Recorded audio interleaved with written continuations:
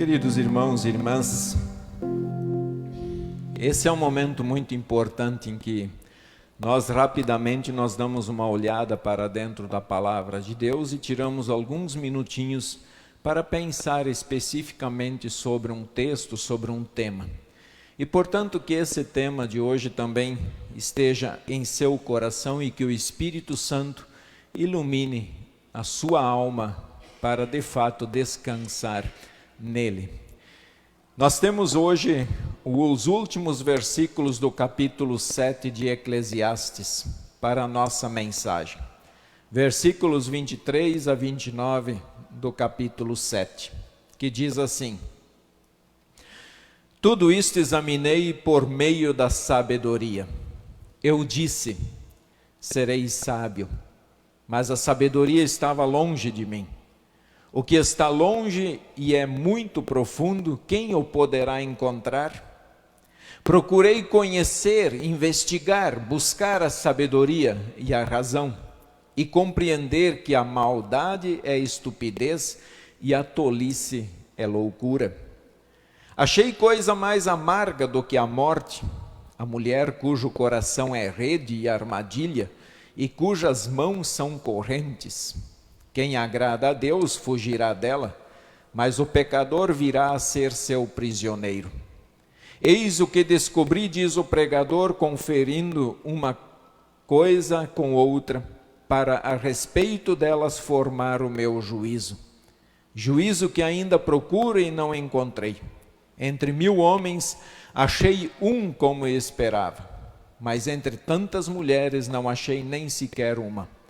O que descobri é tão somente isto, que Deus fez o ser humano reto, mas ele se meteu em muitos problemas.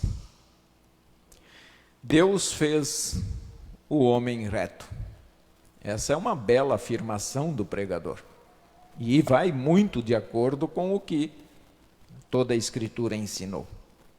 Nós temos que olhar, e logo no início ele faz uma afirmação, ele diz, mas a sabedoria estava longe de mim. A sabedoria.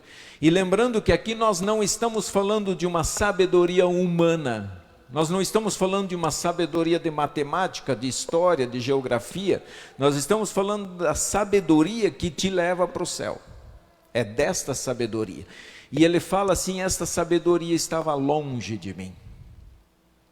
E isso vai muito de acordo com o texto que nós encontramos em Isaías 55, 8 e 9, quando Deus faz uma afirmação, ele diz, porque os meus pensamentos não são os pensamentos de vocês, e os caminhos de vocês não são os meus caminhos, diz o Senhor. Porque assim como os céus são mais altos do que a terra, assim os meus caminhos são mais altos do que os seus caminhos, e os meus pensamentos são mais altos do que os vossos pensamentos. Veja o que Deus está dizendo. O pensamento de vocês não são os meus pensamentos. O seu caminho não é o meu caminho. E isso combina bem com as palavras do pregador, porque ele diz que a sabedoria estava longe dele. E quem poderia alcançar esta sabedoria? Pela força humana, quem poderia alcançar a sabedoria de Deus? E Deus fala, os meus pensamentos não são os pensamentos de vocês, e os caminhos de vocês não são os meus caminhos. Vejam que distância há entre o ser humano natural, sem Deus, e o ser humano com Deus. Onde está e que distância há? O ser humano natural, ele está imensamente longe de Deus, dos pensamentos de Deus, dos caminhos de Deus. Isso vem muito de encontro quando nós afirmamos que o ser humano, ele nasce, não nasce perfeito, mas ele nasce inimigo de Deus. afastado de Deus, longe de Deus. Ele nasce para servir o diabo e seus anjos. O ser humano, ele nasce totalmente morto espiritualmente. Aqui nós percebemos a misericórdia do Senhor. Por quê? Porque nessa afirmação do pregador nós encontramos a misericórdia de Deus. Ora, porque se a sabedoria está tão longe do ser humano, que nós pelas nossas próprias forças não a alcançamos, e no entanto nós temos essa sabedoria hoje, isso significa que Deus a trouxe até nós. Deus veio até nós. Deus escolheu cada um de nós. Isso não significa que Deus escolheu então alguns para serem salvos e outros para serem condenados. Não, porque o ser humano tem o poder em suas mãos de resistir à ação do Espírito Santo, de negar essa sabedoria. O ser humano pode chegar para Deus e dizer: eu não quero os teus pensamentos, eu não quero os teus caminhos. E aí ele continua afastado de Deus. A gente percebe ali a misericórdia, porque é Deus quem chama. E lendo o texto de 1 Coríntios 26, diz assim, não foram chamados muitos sábios segundo a carne, nem muitos poderosos, nem muitos de nobre nascimento. Pelo contrário, Deus escolheu as coisas loucas do mundo para envergonhar os sábios e escolheu as coisas fracas do mundo para envergonhar as fortes. Não são poucos, ou são poucos aqueles que no mundo são sábios aos olhos do mundo e são cristãos.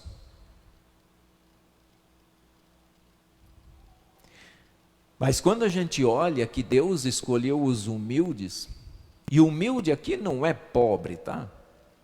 Não é o sentido, mas é um coração humilde.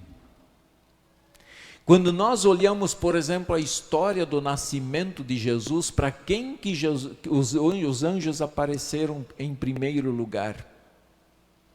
Para os pastores do campo. Ele não apareceu para Herodes.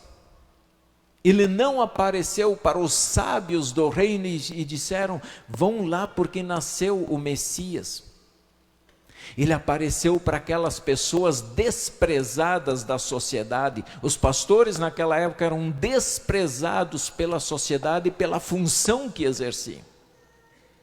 É como se nós olhássemos muitas vezes, e aí a gente tem que cuidar, quando despreza um mendigo, quando despreza um menos favorecido na rua, temos que abrir o olho, para que Deus não nos envergonhe usando ele.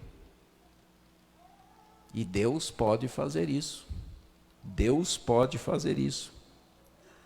Se Deus então não agisse em nossa vida, certamente nós ainda estaríamos muito longe dos seus pensamentos e muito longe do seu caminho. Mas Deus age. Deus chama. E onde Ele chama?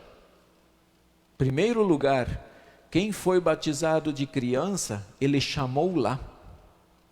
Naquele dia que você foi batizado, Deus te chamou. Naquele dia, não foi ontem, não foi hoje, mas naquele dia Deus te chamou. E Deus te revelou mistérios a seu respeito que poucos conhecem. A pergunta é: o que eu estou fazendo com esses mistérios de Deus? O que eu vou fazer com eles? Vou fazer de conta que não conheço esses mistérios e vou até continuar vivendo triste nesse mundo e não vou contar isso para as pessoas? O que eu vou fazer com esses mistérios que Deus revelou naquele dia? Ou pela sua palavra, quando adulto? Sim, Deus te chamou. A fé vem pelo ouvir, diz o apóstolo. Então, depois de adulta, a pessoa escuta a palavra e Deus o chama. O Espírito o chama e trabalha em sua vida. Creiamos, irmãos, e continuemos buscando o seu reino. Ali, Ele transforma o nosso ser e nos dá vida nova. O versículo 26, ele levanta uma polêmica aqui, na verdade. Vamos lá. Versículo 26 diz assim: achei coisa mais amarga do que a morte, a mulher cujo coração são redes e laços e cujas mãos são grilhões. Quem for bom diante de Deus fugirá dela, mas o pecador virá a ser o seu prisioneiro. Falar de morte não é fácil, né? É amargo, como diz o texto. E aqui o pregador diz: eu achei uma coisa muito mais amarga do que a morte. A mulher, cujo coração são redes e laços. E aqui, vamos ampliar um pouquinho. Não vamos deixar só na responsabilidade da mulher. Mas muitos homens são redes e laços, que laçam, que prendem, que afastam de Deus. E é interessante isso. Aqui ele está falando de uma situação até mesmo de casados. Nós sabemos que o pregador aqui, ele tinha 1000 mulheres no seu harém. Então eu acho que ele estava com algumas dificuldades de controlar aquelas mulheres. Porque ele diz que essa mulher amarga é um laço e é uma rede. E ali ele tem problema. Quantas pessoas já perderam a vida porque arrumaram confusões desta forma? Quando nós olhamos para o matrimônio e a promessa que fizemos, quantas pessoas atraíram já sobre si um grande sofrimento porque não foram fiéis? Volto a ressaltar que não se trata aqui só de uma mulher, mas penso que homens também precisam analisar esse texto e ver se muitas vezes também não estão servindo de rede e de laço na vida de outras pessoas. Quanto sofrimento é atraído para dentro dos lares devido às traições que acontecem, de uma parte ou de outra. Quantas pessoas acabaram talvez até se desviando do caminho por causa destas situações.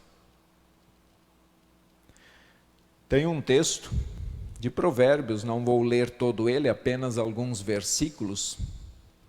Lá em Provérbios 7 diz assim: agora, meu filho, escute o que eu digo e dê atenção às minhas palavras, às palavras da minha boca. Não deixe que o seu coração se desvie para os caminhos desta mulher, e não ande perdido nas suas veredas, porque há muitos ela feriu e derrubou, e são muitos os que por ela foram mortos. A casa dela é caminho para o abismo e desce para as câmaras da morte. No final das contas, existem duas aplicações, tanto para essas palavras como para as palavras do pregador.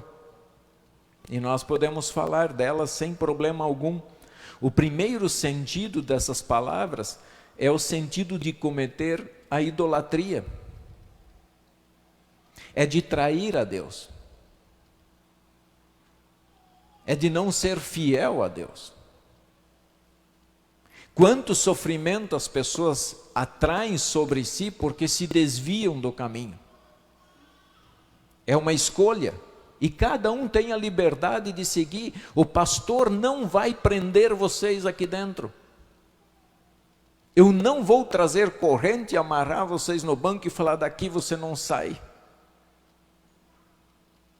Cada um tem a liberdade de seguir o seu caminho. Apenas temos que dizer que, com certeza, atrai sobre si muito sofrimento aquele que não é fiel a Deus, que não serve a Deus. É uma opção. E como diz lá no final de Provérbios, a casa dela é caminho para o abismo e desce para as câmaras da morte. E essa morte não é a morte física, tá? É a morte eterna. Mas também, sem dúvida nenhuma, esse texto ele pode ser aplicado ao matrimônio. Pensemos sobre isso. Cuidado com as armadilhas que andam por aí, tanto de forma que o mundo oferece aos deuses, de maneira tão, em forma de luz hoje. Cuidado com esse cristianismo moderno que está solto aí. Cuidado. Isso são armadilhas. E hoje, acho que está se vendendo mais indulgências do que há 1500 anos. Ou quer dizer, há 500 anos. Abrem o olho. Lá fora, temos que cuidar. E nós precisamos da sabedoria que vem de Deus. E a palavra do pregador disse assim, que Deus fez o homem reto, mas ele, por opção dele, por escolha dele, ele atraiu sobre si muito sofrimento, tanto na idolatria, como também no casamento. Quando a gente escolhe mal, a gente atrai sofrimento. Isso é fato, isso é verdade. Mas Deus, naquele momento em que Adão e Eva pecaram, foi um problema sério, eles atraíram sobre eles muitos problemas. Tudo que nós enfrentamos hoje na vida, ainda são problemas que herdamos. Mas tem muitos problemas e muitas dores de cabeça que nós podemos evitar, que nós não precisamos atrair sobre nós mesmos. Olhem para Deus, busquem a Deus, busquem a orientação da palavra, se deixem guiar por ela, se deixem guiar pelo Espírito, e aí sim, em vez de ir para as câmaras da morte, nós vamos para a casa da vida, de uma vida plena na presença do Senhor. Que Deus guie e que Deus te oriente, hoje e sempre, para que nós não nos metemos em confusões, mas guiados pelo Espírito, que nós saiamos daqui com o desejo de seguirmos firmes, olhando para o autor e consumador da nossa fé. Amém.